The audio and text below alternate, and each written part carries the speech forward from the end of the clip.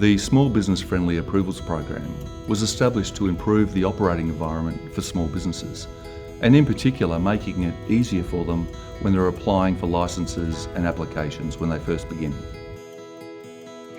Our approvals program is really transformational for local governments. They recognise the value of small businesses as their customer, and they do everything they can to change their processes and make it easy for them to engage with them. There's been a lot of lessons. I think for a lot of people, especially myself, it is the importance of strong interdepartmental communication. One of the lessons we learnt straight out of the gate is it's really easy to operate in silos, and we need to break those down and be talking to each other to get the best for our small businesses.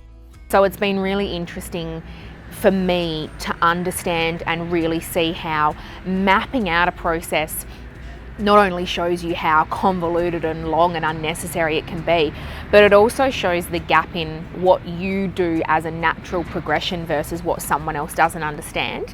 What I've gained the most through the human-centered design approach is firstly a better understanding of the organisation as a whole, like, you know, from what each individual does, what their day-to-day life is, and almost has allowed us to be more empathetic of each other, and then also the small business community as well.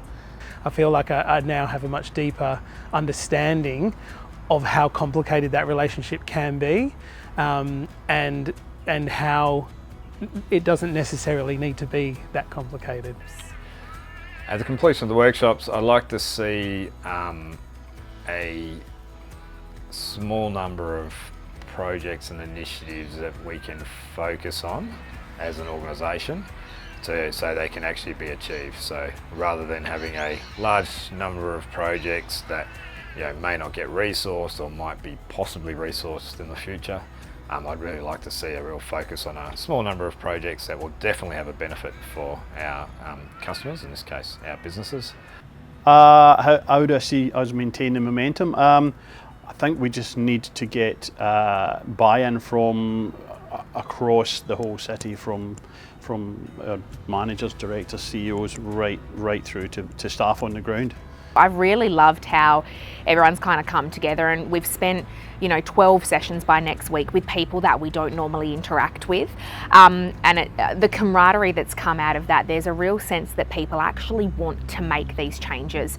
It's been stagnant for a long time. It's a running theme in local government that, you're on the hamster wheel and you just do to do, you don't do to change. But I definitely feel, obviously very proud to be the project lead, but of what is happening in there in terms of interdepartmental relationships and people wanting to be advocates for change. Now the team is equipped with an implementation plan to ensure that the great ideas that they've generated are going to happen and are going to make a difference to the small business community.